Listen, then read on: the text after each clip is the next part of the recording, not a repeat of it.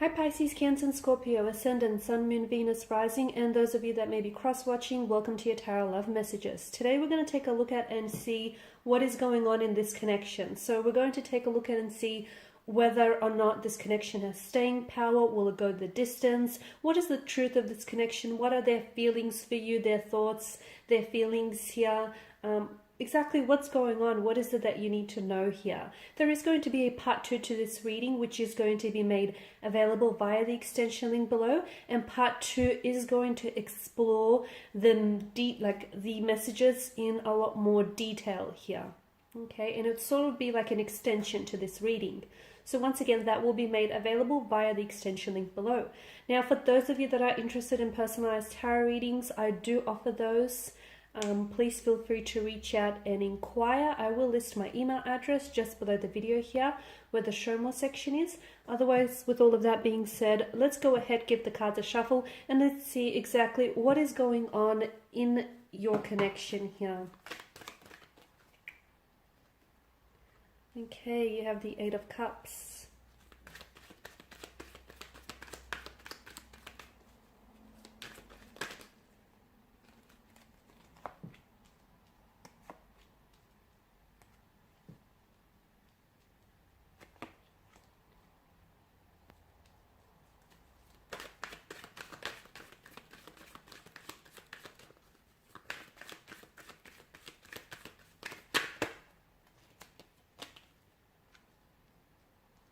Wow, so it appears like there is a lot that's going on, so much so that it can seem very confusing and it can be really hard for you to sort of sort out through these feelings and through exactly what is it that's happening in this connection and where, more importantly, where is this all going here. Now, you do have the moon and it's made an appearance in your reading twice here, which I believe is no coincidence.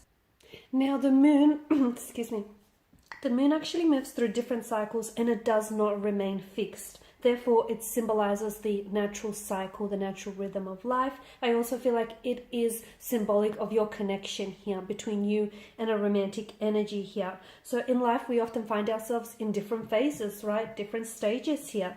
And sometimes we are at a stage where we reap the rewards of our actions and our choices. And other time we must work extremely hard to achieve what it is that we want. I also feel like the fact that, you know, you've got a full moon and a new moon or a crescent moon here, I feel like this is also significant here as well, because I feel like it's giving us more an insight into these into the energies here and into the emotions that are involved in this connection here. I feel like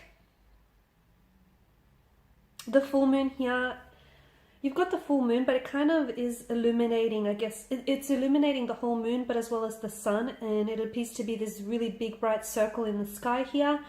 And this is, I feel like, is the full moon here in particular, I honestly feel like is sort of like associated with setting the intentions and releasing things that do not serve you in the connection here.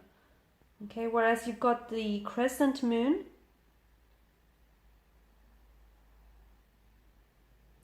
I feel like this is often associated with either new beginnings here, or basically the other message that I'm getting is only half of what you're seeing, only half of what is being, half of what you're seeing is only being illuminated to you. What does that mean? That means that there are certain things that you're being kept in the dark about, or there are certain things about this connection that are not being revealed to you. Okay, so the Eight of Cups is obviously a card of walking away. It is a card that often signifies loss, rejection, pain, abandonment. It can actually signify that, you know, your romantic energy here is maybe walking away from the connection or distancing themselves, whether emotionally or physically pulling themselves away. But of course, it could also represent that someone here in this connection does have abandonment or rejection issues, okay? So they have a hard time. They may have a very anxious attachment style. They may have suffered a lot of rejection and abandonment in their earlier childhood or adulthood life here.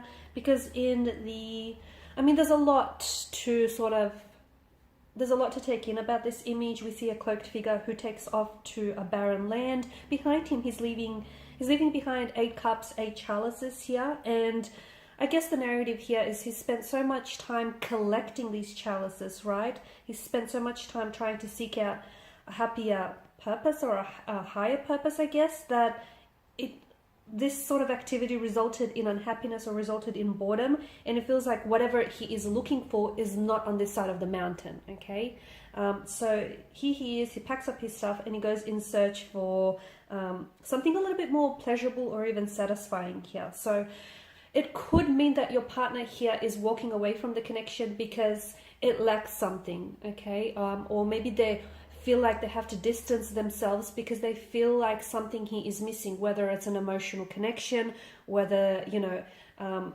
it's just a piece of the puzzle that they feel is missing here.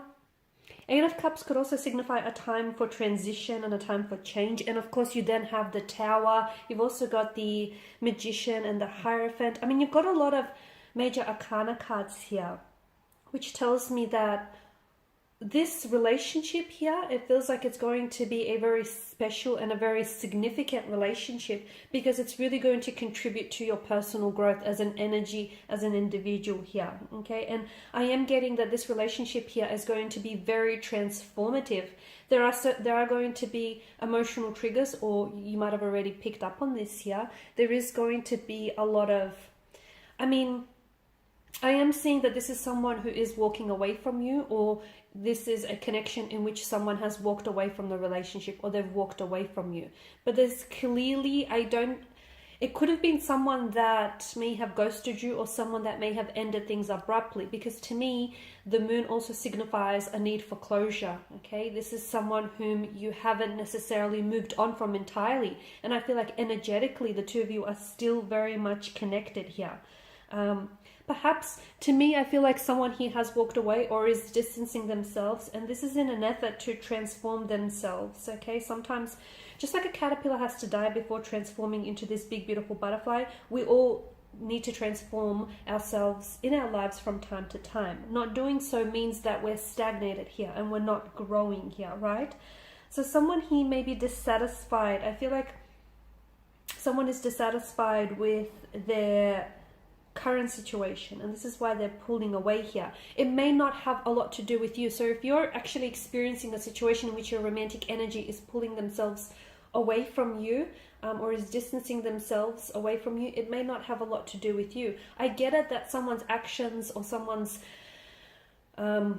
behavior and the choices that are making do bring on some emotional trauma or emotional triggers. I'm not sure if that lies with you or that lies with them, but I feel like someone here is coming to a realization here that what they're experiencing feels a little exhausting, and it feels like someone here is at a point or a recognition in their life where they feel like what they have in front of them isn't all that satisfying or is not all that emotionally fulfilling. And I don't know if it's your energy here. I'm not going to ignore the fact that you've got the moon and you've got the magician here. The magician is a manipulator. He's a skilled manipulator with that. And as with every tarot card, there is a shadow side to each card, like in their aspect, right? The magician here, to me, it feels like this is someone who's able to think his or her way out of complex situations, come up with solutions that may be unimaginable here, or someone who's going to find a creative way to motivate him or herself out of a situation here, okay? I also feel like the magician is a type of energy where he can be very manipulative, whether it's in a good way or whether it's in a bad way here. You've also got the moon, and of course, because of the imagery in the card, there's such a strong sense of duality that it offers a very similar aspect to the imagery. I mean, you've got the moon that engulfs the sun, or the sun engulfing the moon here. You've got the wild dog, the tame dog. So it can be really hard. I feel like with regards to your connection here, I'm seeing that someone is having a really hard time deciphering the truth from a false narrative, okay? I am seeing that there is deception. I am seeing that there is walking away from a relationship, walking away from a connection, emotional triggers here. I'm seeing a lack of closure as well to a connection here, okay?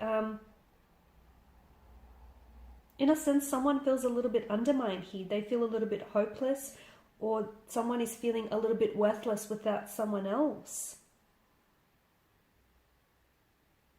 The Magician is very powerful, but I also feel like he's very manipulative here.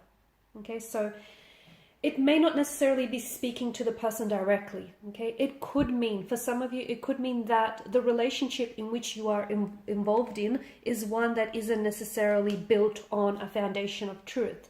It's one in which there is delusions, there is unrealistic expectations here. It's one in which there is lies being told, or there is a fabrication of the truth, a version of the truth that you're experiencing.